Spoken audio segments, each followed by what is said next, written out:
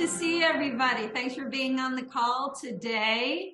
Welcome, welcome. We have a bit to cover today. All these new things have happened. All these new exciting things are going on. I actually just got back from consciousness conference. Some of you guys might have seen me talk about this. It was like a dozen different presenters, including people like Bruce Lipton, Marianne Williamson, who was spectacular. I barely know much about her, but now that I've heard her present, I want to know everything about this woman. What a mind she has.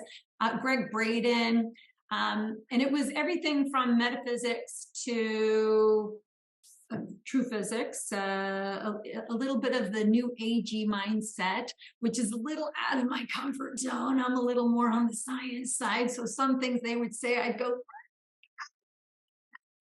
What was profound for me and sparked a conversation with Bruce Lipton was that in all of the talks, even Nassim Harriman, who's there, who, is everything from a mystic to physics, trying to unify the concepts of quantum mechanics with the big stuff like gravity. And if you know anything about the theory of relativity and quantum mechanics, the mathematics don't connect.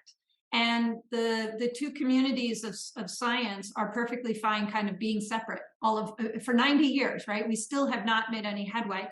But what was profound for me was that in everybody's lecture, somebody invariably said the word vibration, frequency, fluid flow, fluid dynamics, the crystalline matrix.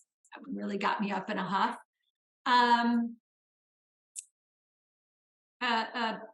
Compensation, repetitiveness. They talk about all these things. Even how the environment around ourselves is what is impacting ourselves. I hear one person say extracellular matrix, not once.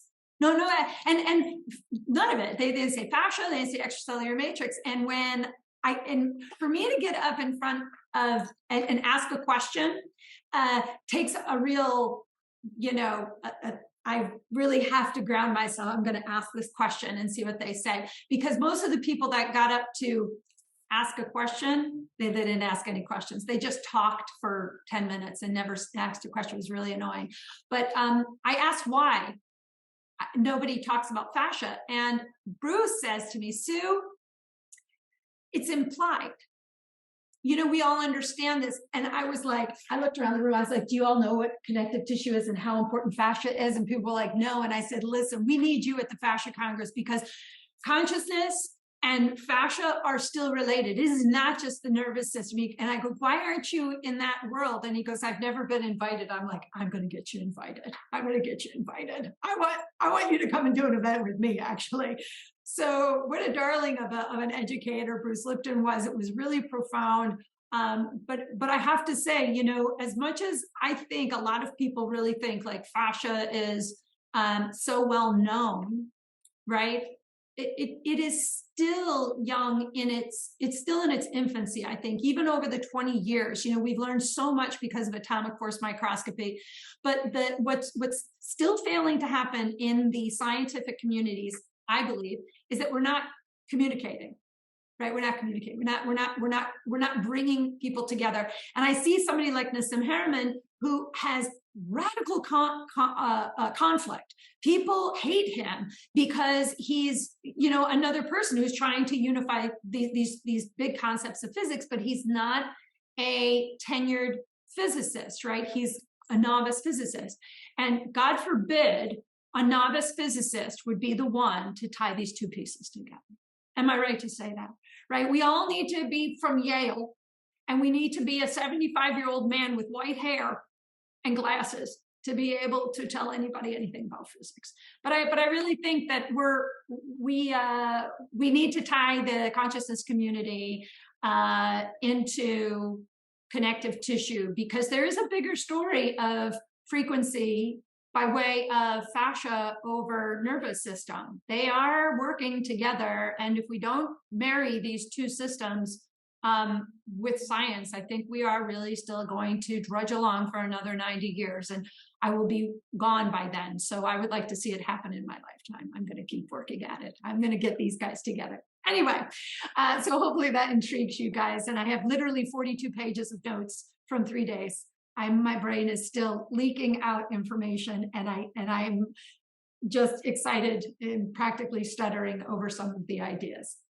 Okay, so couple of things here. I wanted to just give you guys a little update before I answer questions. I also have a little comment to share with you guys, because it's really very, very heartwarming to me. But first of all, Red Mountain this year. I know a lot of the instructors are like, when is Red Mountain? We're not going to do Red Mountain this year. I know, don't get upset at us. You know, it just becomes a difficult opportunity for us this year. We're actually, because of where we are in the year and all of the things we're trying to do for the brand, I feel like I've created a brand in spite of myself. I mean, I'm an educator, and I also have to work on the brand. And one of the intentions for me this year, and I've said this in a couple of other calls, is it is so time to get Melt instructors on Melt on Demand. And we sent out an email. I think, Kerrie, did we send the email out yet? About the audition thing we want people to do? Yes, we did a few days ago. Okay. So before you go trying to figure out, shooting a video, the best thing to do, like right now I'm in my living room. I actually had my friends set up studio lights on the ceiling so that this is actually a real well-lit studio. If you want to teach, we're going to ask you guys just to teach one move for a couple of things. To just demonstrate some skill of language. You don't have to do a sequence, just a move. But also we really want to hear you, the lighting and the sound. Right? So if you feel like you've got it in you and you have the tools that you need already to go out there and to teach a class or a sequence, all you need to do is teach one Melt move and show us. And then you guys will just do a recording. And our first opportunity, and one of these things is because we've got a lot of instructors who speak another language. And I would love to get languages on the website, although we just had a meeting today with the team and they want me to reconstruct the Getting Started section, which is a little tragic, which means new scripts, new writing, and whatever. So I can't hand it over. Marlene is going to be doing the German translation for us. Very excited. Thank you, Marlene, for that. We're also looking at a couple of other languages. And so what we want to do is just transcribe the whole damn thing, but have it as one thing and not change it. So I'm going to go back into go into my cave and write out an entire new 7-day crash course in Melt. To get people into the method, and then decide which aspects of that we want translated. But in the meantime, if you want to teach a sequence in your own said language, a map, your favorite Melt map, or in English, it doesn't matter. Again, the first thing we want to do is make sure that you're lighting your sound and you are clear, open, and you kind of get an idea of what it would look like for you to teach a class or for you to teach something. And whether it's a sequence that we ultimately say, yeah, okay, then you can do whatever you want. You want to do a sequence, you want to do a map. I would probably tell you the best bet is to do some form of a Melt map. It could be 20 minutes long, it could be 30, it could be 45, it could be 60. But I would think that if you're going to teach on Melt at the onset, we would love to deploy instructors teaching maps. That would be my ask of you. So if you're interested in teaching a class, then this is the first step. And then what we want, aren't all the moves already on Melt on Demand? No, this is an audition process. All the moves on Melt on Demand. That's an audition process. That's not going to land. You're going to audition for us, not by doing a map, not by doing a sequence, just by doing one Melt move. You'll see it in the email if you haven't already, right? I don't want you to waste time doing a sequence when all I want to do is hear your sound, see your lighting, and see you on camera. And if you can nail it, I want you on Melt on Demand.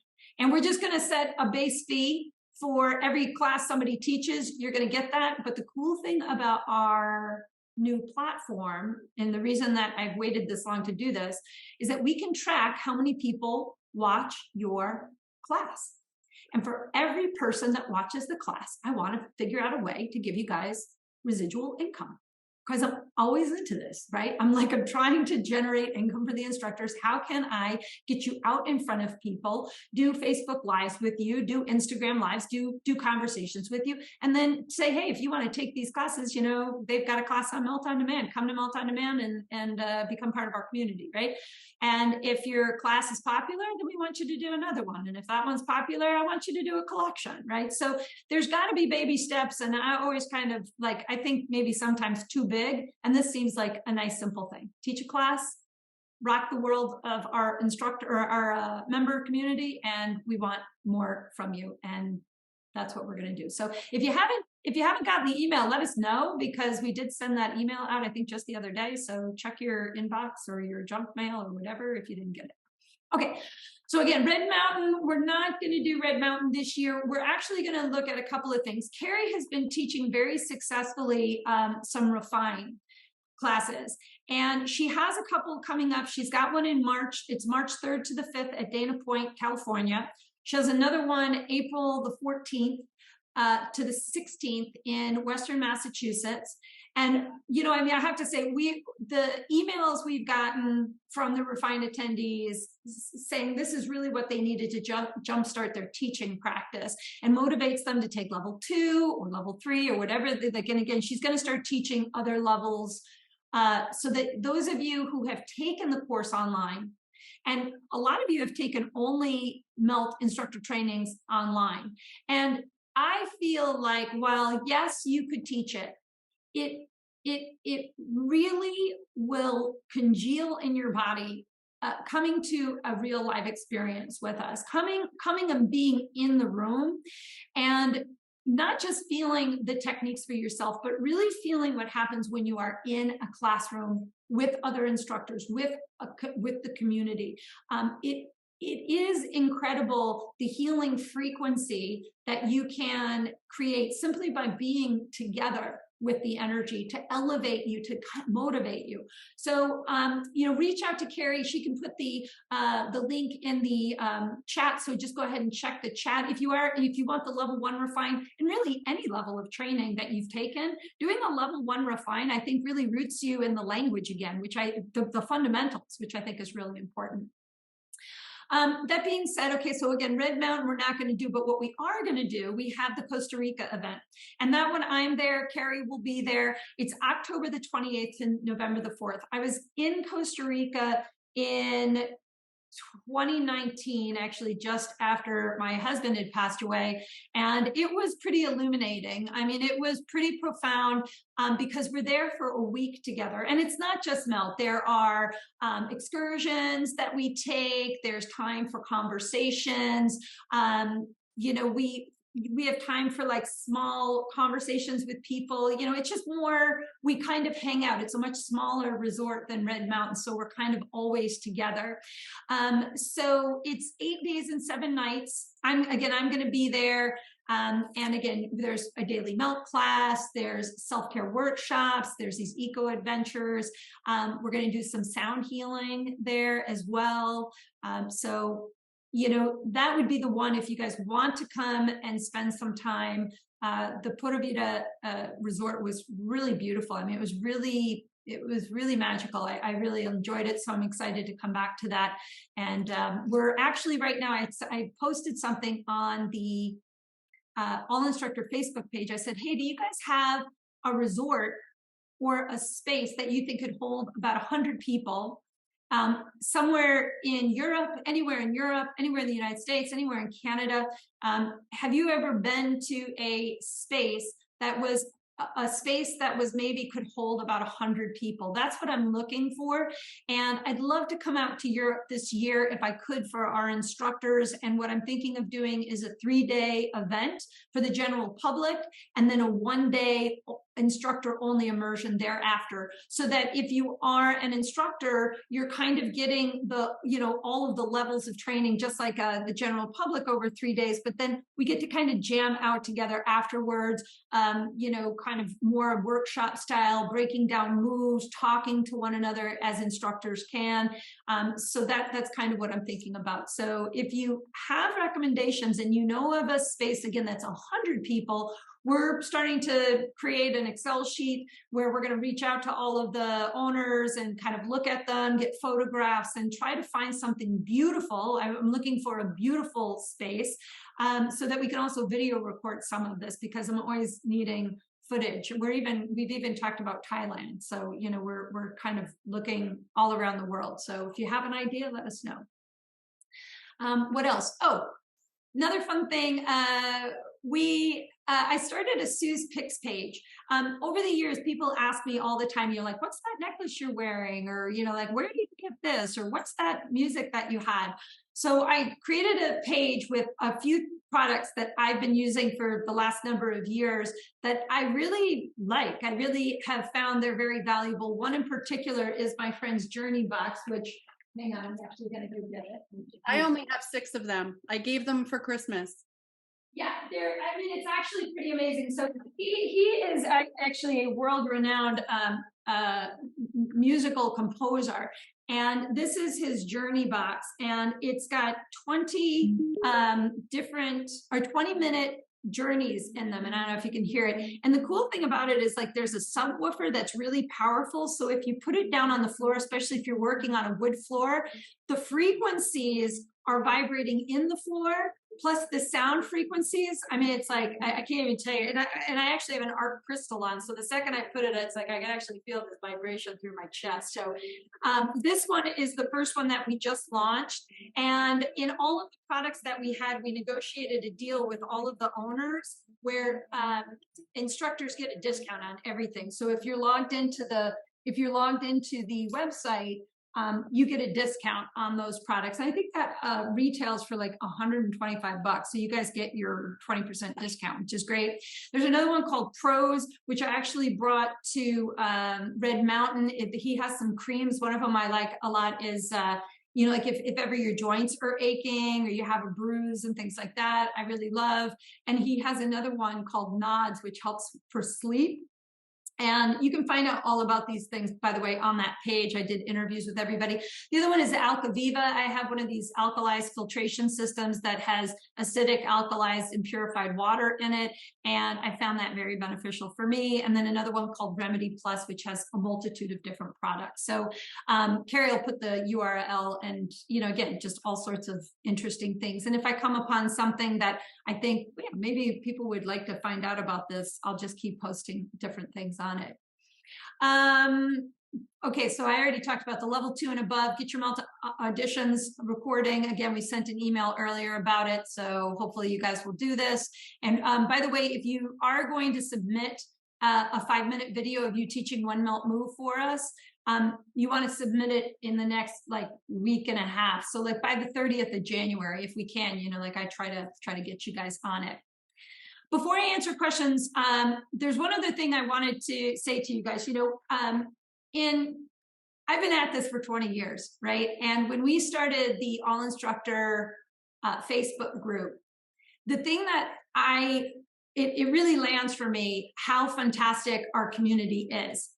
And we actually just recently had a thread that Nikki Parker had started about ground reaction force. And I saw piles of messages from people, one of which was a little controversial. We had somebody who was a little incorrect on some of the things. But what was really profound for me wasn't that. What was profound for me and what it shows is the excellence of this community. The replies, the thoughtful replies, the clarity of language of melt, using melt language. I read things like, you know, the way that I try to explain this to my clients is, or the way when I teach it, I try to talk about it like this, right? And kind of giving their interpretation. And it was just sentence after sentence after sentence after sentence. And it was one of the most fantastic threads that I went through, and I read every single one, and I replied to anything that was like kind of close in definition, but not quite. But also just to me, what that one thread shows is just the true excellence of melt instructors, that I feel very safe in a community of people who are out there really trying to change lives and teach a method. And what often happens when you are learning something new, especially if you already have stuff in your toolbox, is sometimes we glom things together too fast. So if you have a lot of yoga information and you've learned a definition or something, and all you're trying to do is put a square peg into a round hole of your yoga practice, some of the melt terms aren't the same. It's not the same. And so what you get is a blurry practice. And then it's like you'll say things like, well, my teachers know physiology and they understand these terms, and it confuses them to use these terms. And what that is unconscious and egoic. And I say this why is because what you're doing in those words, when I hear things like this, is that what you're saying is that you're implying that they're not understanding the method. And that's wrong. What they're not understanding is the teacher. And what that means to me is that a teacher doesn't understand the method, is not upholding the method, is not well articulate in the method, because they are assuming that terms of melt are these other things. I heard words like, well, the autopilot is just the autonomic nervous system. And I like autonomic nervous system, and I find this perfectly fine, and I'm going to use this. And while I appreciate that, anyone on here who is a melt instructor should be able to tell me why that is not so. Because the autonomic nervous system and the autopilot are not the same.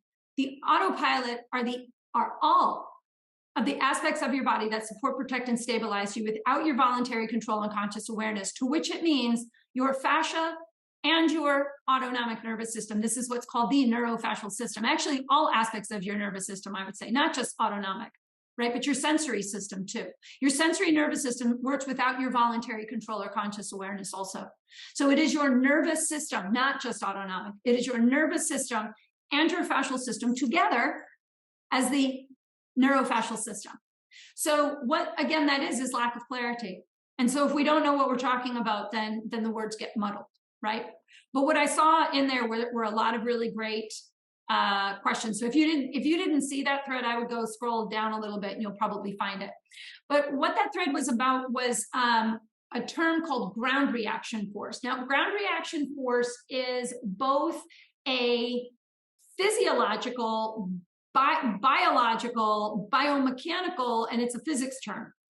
And it is not really about subtle movement at all, actually. Ground reaction force is the Earth's ability to react. It's Newton's third law, right? Action versus reaction.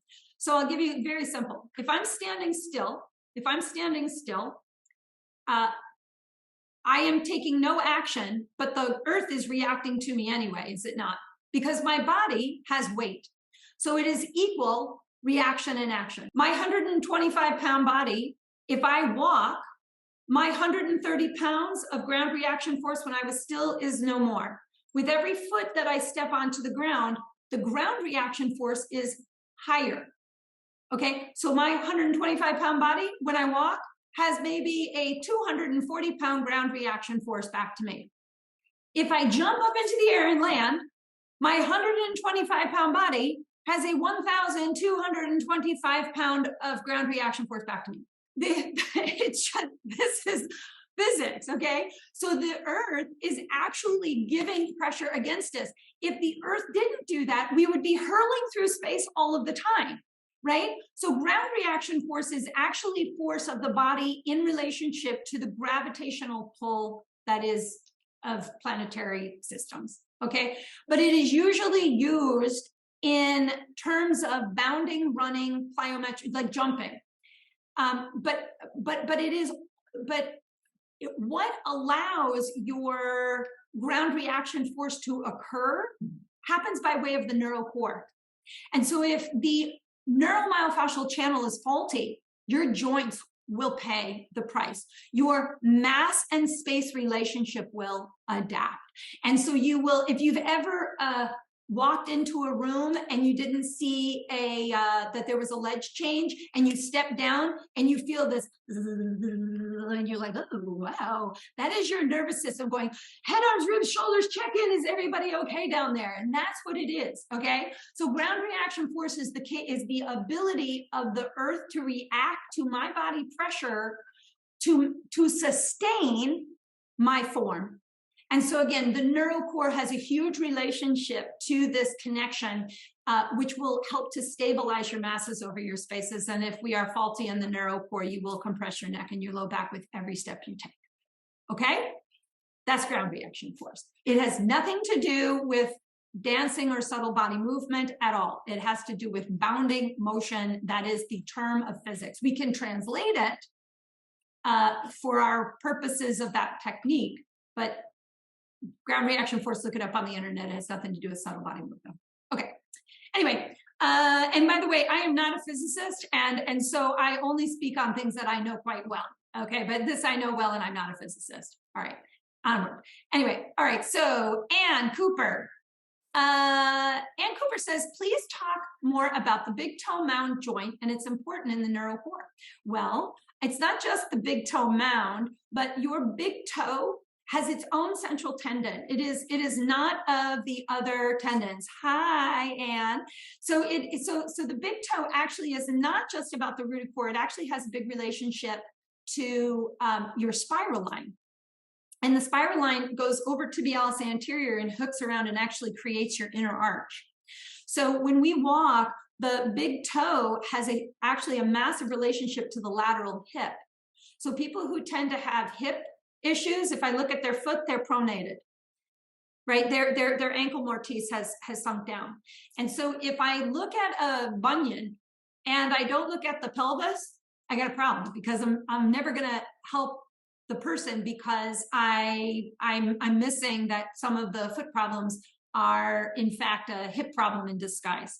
So its relationship with the NeuroCore actually just has to do again with gait patterning, that with every step we take, the dome and arch-like structures of the body are ideally at some point passing directly over one another, unless I have a sloppy posture and then my pelvis never actually lands right at the central part of my foot, which again will increase pronation and cause a bunion.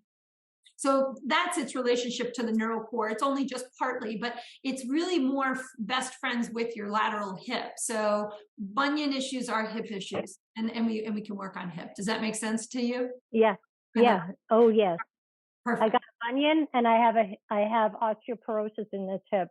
Perfect. So actually, hey, listen, guys, last night I taught a live class. I would go check out that class. But the cool thing about these classes is we have a pre and post class chat. And one of the gals who was in the pre-class chat was talking about, she said that her therapist said, her psoas is the crux of her problems. You know what I say about that, right? Your psoas is not too tight, too short, too weak, too long. It's freaking exhausted. It's so sick and tired of being the person that you are blaming for all of your problems when it's trying its damnedest to keep you upright. But I said to her, where is your hip hurting you? And she pointed right here. And I said, psoas isn't anywhere near here. That sounds to me like a TFL problem. And I will guarantee that is what it was. It was a tensor fascia lata that has gotten overlocked. It's shortened, it's gotten locked tight. And so it might be straining psoas, maybe, but I would be looking at other things. So actually I'm going to shoot a video. I'm doing a half roller collection for the next 6 weeks on Melt on Demand, Wednesday night, same time. I'm going to do classes with the half and full roller. And in the third class, because I've already done 2, in the third class, I will do one specifically about a melt map to release tensor fascia lata. A couple of the techniques are not melt techniques. They are not in the melt curriculum. However, if you have ever taken a live training with me, I've shown you the way that I teach people how to compress the front of their hip and do a little pedal stroke motion. And so I'm going to incorporate that into the map. So a little bit about that at some point. If you have hip issues, you've got to get into the NeuroStrength techniques. And these last 3 weeks on Melt on Demand, I think the last 3 or 4 weeks, there were a lot of classes where I worked on the hip, on the techniques, NeuroStrength techniques. Last night it was 5 NeuroStrength techniques in the class. And also all of the more recent classes in this last collection were all very much related to hip and shoulders. So I would just check those out if you have hip issues. So thanks for that question. Mary Jane says, my feeling, I have a talar bunion, is that the little toes are really linked to the outer hip too. Are they? Well, they're not really. Yes and no. I don't know how to say that. When you have a talar's bunion, again, it really is an arch support, right? So if my foot is pronated, or maybe I just have high arches, more often than not, it has to do with what's called the talocrural, or the subtalar joint, and the way that the talus bone and the navicular, the subtalar, where all of the movement of your foot occurs, is vaultate. So what oftentimes happens when people have a talar's bunion, that's a bunion on the pinky toe, by the way, for anybody who doesn't know, is a lot of times it has to do, again, with a hip weakness. But instead of thinking about the lateral hip, I would be thinking more lower fiber of glute. Because when I watch my clients who have a talar's bunion, when they walk, their foot kind of slides in their shoe quite a bit. It's like they're stopping, their heel is kind of getting jammed into the ground because they've lost some of the flow through of their hip. So if I were to do body, assessments, they are often very locked short in the hamstrings, weak in lower fiber of glute, and they also have a bit too much curvature of their upper back. So they need mid-thoracic spine stability. So those would be moves like the prone Superman, or the assisted Superman, or the prayer bow pose, tricky one to do. Even rear delt, like the sideline backhand, would be helpful with those kind of things. So if you watch somebody who has a talar's bunion, I would, just for the fun of it, I would video record them walking, and you'll see something is going on in the rotational components of their torso. There's some sort of side bending, or you'll watch one hip will drop in on one side, and it's usually the side where they have the talar's bunion. So yes, it is a lateral hip thing, but I would probably go a little lower and say it has a bit to do with a lazy butt cheek. Yeah. So Mary Jane, will you put yourself on video? That would be awesome. And listen, we have this small community. Feel free, if you're courageous enough and know that you are in our safe community on our Instructor page, post it on the Instructor Facebook page, and watch how everyone, and what you want to do if you're going to video record yourself walking towards and then walking away from the camera 2 or 3 times. Just walk towards and away like 2 or 3 times, and I'll give you some strategies. Okay. Sometimes you can really see in somebody's gait where the real culprits are. Yeah. Okay, Michelle Kitching, she says, I'd love a discussion on bursitis. One of my senior clients has bursitis on the side of one leg. She walks with a side-to-side waddle, so definitely hip instability, which is what she thinks is the cause. She's doing hands and feet. She's gotten her to be confident to get on the mat. She's taking Kerrie's milk chair class this Friday. Lovely. With bursitis, again, sometimes it's bursitis. Sometimes it is a lack of blood flow. It's not inflammation in the joint. I think we always believe that all of the issues are inflammation with bursitis. But quite a bit of time with my clients, when you really kind of assess and move the joint, it's a lack of blood flow. So if you have somebody with bursitis, you want to begin to move fluid flow toward that area. So if it's on her hip, she says it's on her leg. Is Michelle on the call right now? If you are, unmute yourself. Yes. Hi. Here I am. Hi, Sue. So is this a hip bursitis? Is this what you're talking about? Yeah, it's on the side. The side of it. Yeah. Yeah, that's where bursitis, as much as we say, like the hip joint is in the front, the capsule on the lateral border, right? When you have bursitis, you're going to feel it on the lateral hip, right? So the things I would be doing with somebody with that kind of stuff, I would encourage them to do inner thigh gliding and shearing, and really getting some hydration there, because if you watch her and she's a waddler, remember, we only waddle when we lack what? Stability, exactly right. And the rooted core, I just mentioned all this, right? The rooted core and that neuromyofascial channel and ground reaction forces, we take that step. If your nervous system can't quickly balance you on that one foot, create the signaling to the pelvis up to the top of the head, your next step will go sideways, because the nervous system says that's a balancing. I can't step forward. I'm not going to be able to get that other leg forward. So we just sort of shuffle side to side. So working on something where, you could just do an assessment of having her walk and video record her, and then maybe do a foot treatment, some inner thigh, some back thigh, maybe even some of that seated stuff where we put the roller in between the legs to do some of that. You could even put the roller up against a wall and try to get onto the side of her thigh if she doesn't want to lie on her side.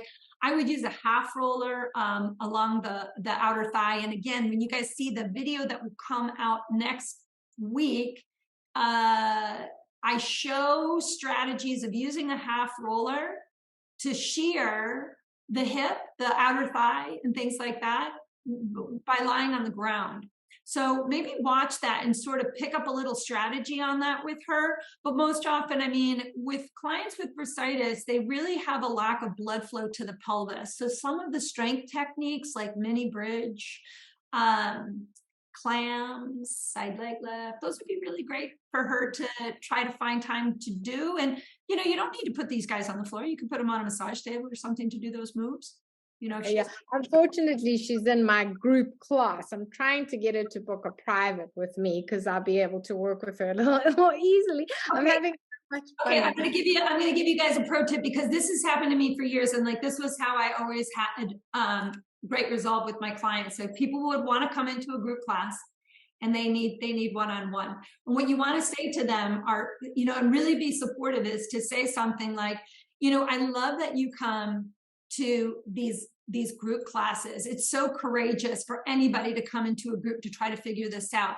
I watch you do things, and I just know we could go a lot further with you, a lot faster, and get you into a more stable space doing some private sessions. And it'll really give you more when you come back to the classes. So, I want you to think about that, maybe doing a private. And if you're up for it, you just let me know. I am here for you, but I'm so proud of you for coming to class, right? So it reinforced that she's coming to your classes, but just say, I just know we would go a lot further with you if you just do a private session. I think we could really home in on what the problem is, create a melt map that's specific for you. That way I could even maybe, add some of those moves to our classes, and that way you can practice it into class. But to really accelerate your ability to do it, I would really recommend that you consider doing some privates. And I know it's an investment, but it's worth the investment rather than getting a hip replacement.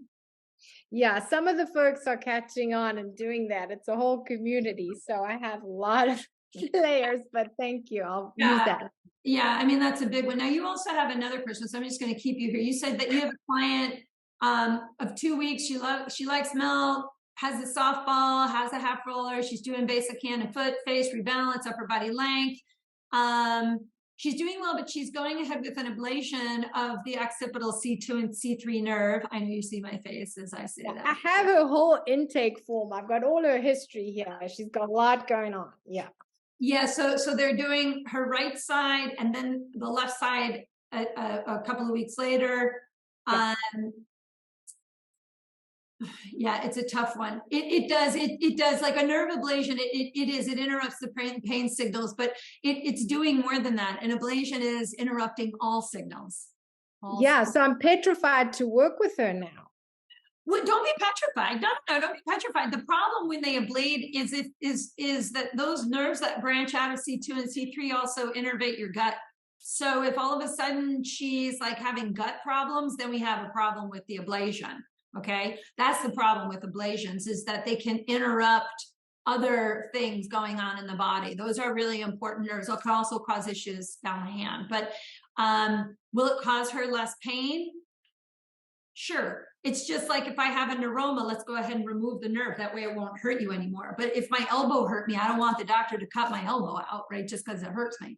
So it's a mentality thing of doing ablations, but it's not your job to stop her from doing it. But what would I do to bring her back is exactly this melt map that you just said. I go right back to doing the hand treatment. I do a lot of forearms. I would do a lot of rib length, maybe in a very passive state, like maybe putting a full roller behind her head, putting the half roller under her back and just having her lie there and breathe. And then, you've got to go a couple of weeks because it's direct, but you will go back to base of skull. But before you do anything with base of skull, I would be doing things like the rebalance sequence and also the tuck and tilt challenge. Because remember, if I can undulate my pelvis, that's going to affect my lumbar spine, and the cervical spine will get whatever the lumbar spine is doing. So you'll actually create signaling back to the cervical spine by way of the lumbar spine. So you'll create that feedback loop right back to it, and it will help her to decrease the chances of unnecessary inflammation while she's healing that could also disrupt her gut and her sleeping. That's fantastic. Okay, so stay away from base of skull, focus on the pelvis, and that tracks because when I release my neck, I get a ridiculously awesome release in my low back. So Yep. And just have her breathe through it. Rebalance sequence can be really important for her, right? Because it'll also help her with her breathing, and that also has a neck. Before I would even do base of skull shear, I would do things like a subtle seated neck turn reach. Yeah, I did that with her. I used the ball to loosen her up, and then we did it. So yeah, that was fun. At the base of skull, definitely we tried it, and not a good. Base of skull is just too fast, too soon. Like you want to wait about 4 weeks before you go back to compression, because even though it's subtle, right? Just even resting her head at the base of the skull, you could even try to do a little bit of like rib length, and then even putting the roller at the base of her skull and just having her do subtle head turns. And just start there, right? Remember, anybody who has a surgery, like baby steps to get back to direct. Okay. And what about the ball, using the ball? Yeah, absolutely. Yeah, before base of skull shear, of course. Yeah. Face treatment, hand treatment. I really focus on forearm. Again, forearm's going to actually a big one for necks. And again, rebalance where you're working with tucking and tilting, because you're going to pull tension to the cerebral spinal fluid and the cord. It'll help with the nervous system. Yeah. I love that. Thank you. She has the half roller, so that's great. Perfect. Beautiful. All right. Thank you for that one. I love that. Okay, let's see. Tina. Oh, hey, Tina, by the way, I replied to you on that thread. I thought that you said some really good things, and I directly messaged you. So hopefully you saw that. Some advice on chronic supraspinatus pain. Well, chronic supraspinatus pain is probably that there is inflammation in the shoulder capsule itself.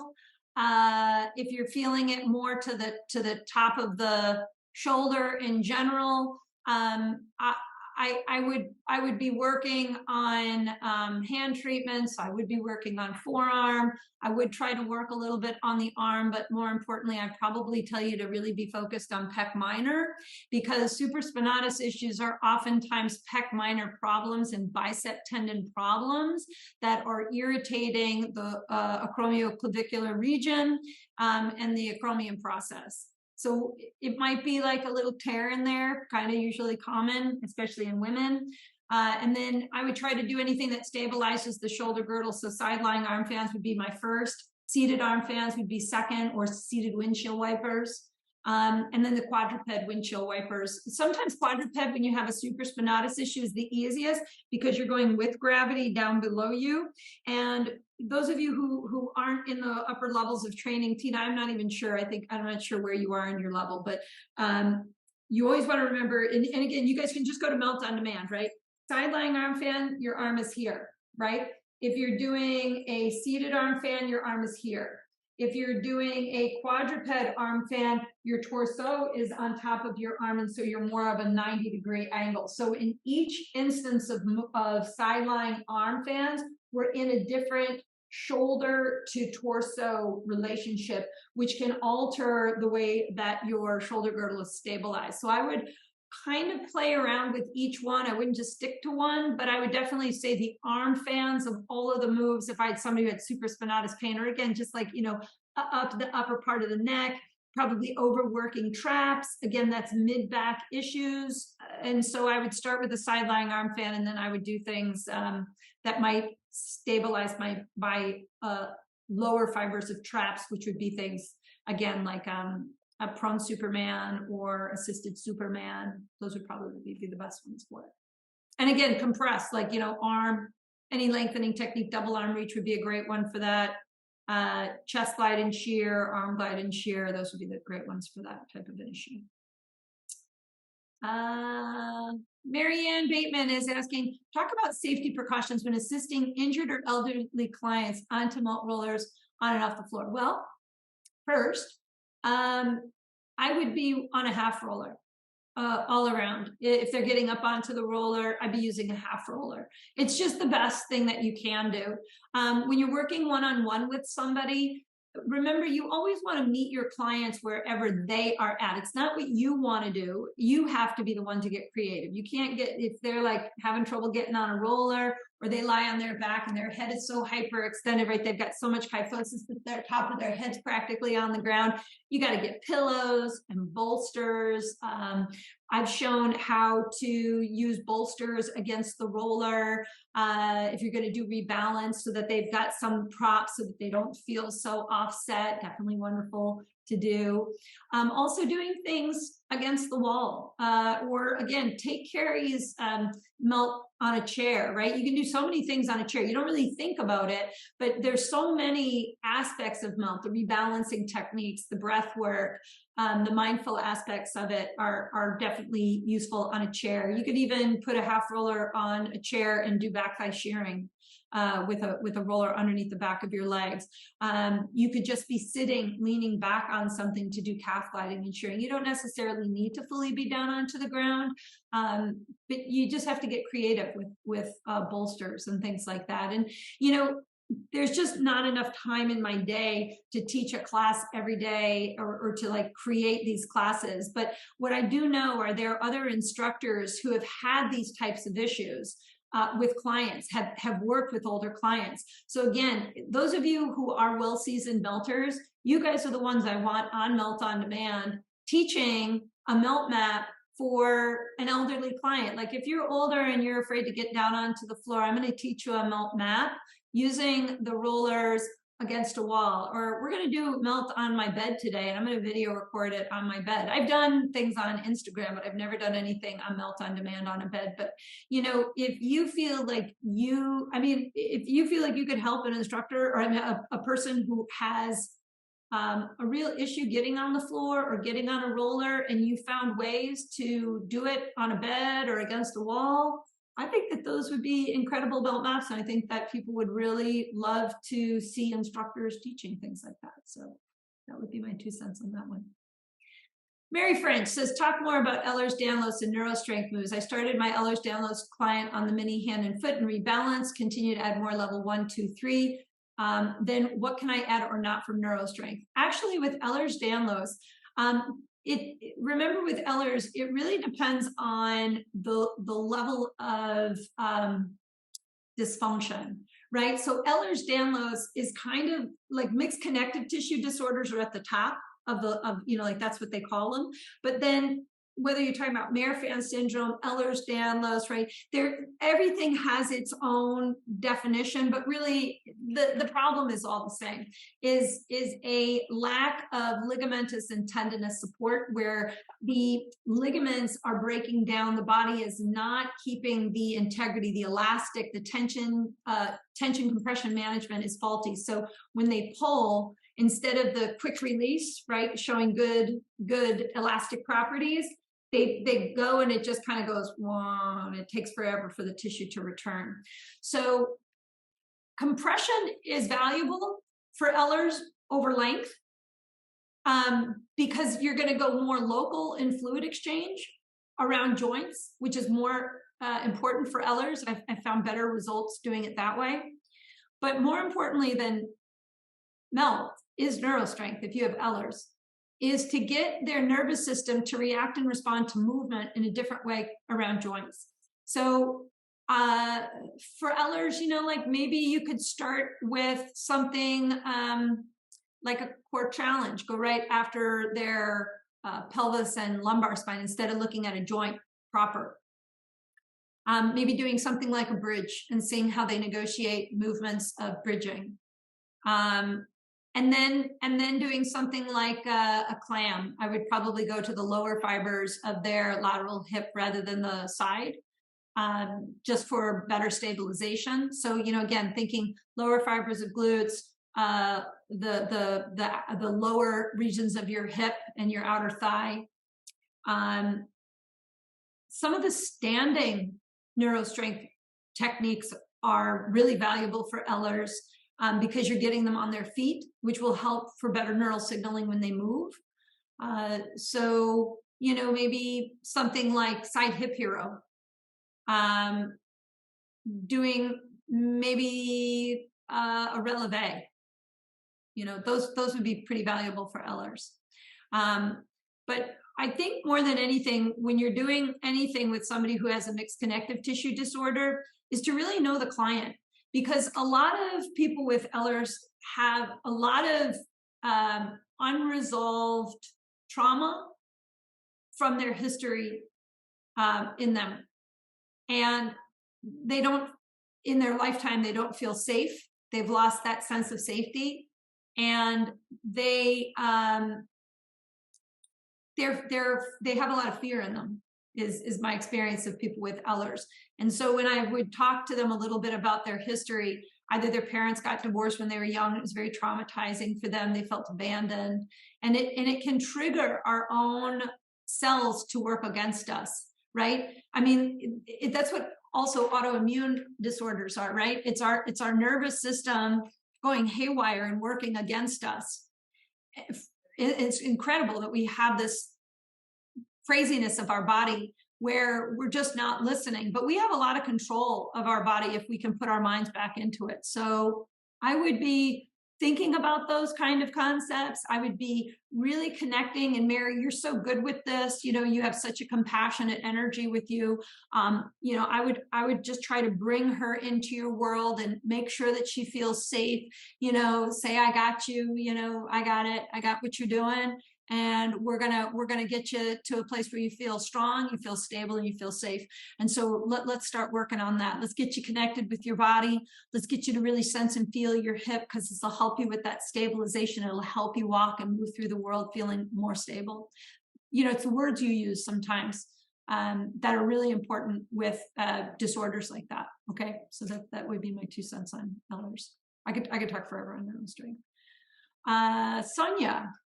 What does the term NeuroStrength mean? A student asked me for a succinct definition of NeuroStrength, so I looked in my level 3 workbook, which states it's restoring sensory motor control and learning what inhibits proper stability pathways from functioning properly. Then it says Melt Performance books explain this in a simplified manner. Yep.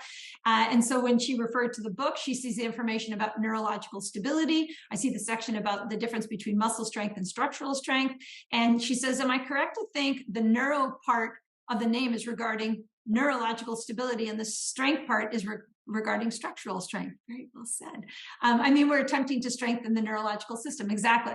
So NeuroStrength is, we're not talking about the muscles, we're talking about the neurological mechanisms of stabilization. So again, these are the involuntary aspects of stability. And sensory motor control, right, is just that. You're sensing, the brain is processing and setting motor response. And sometimes that communication highway is faulty. So my input is, I want to go to Florida at 2:00, and my output is, we're going to New York at 4:30.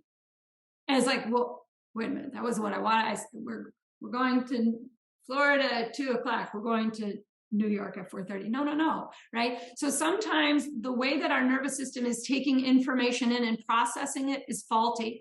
And this happens from compensation and repetitive patterns, from emotional issues. And so if you read the NeuroStrength, the Melt Performance book, I talk a lot about, if you believe, and this is actually something that Bruce Lipton talks a lot about, right? Between 0 and 7, if your program is you can't run, your knees are bad, you can't run, you're not strong enough.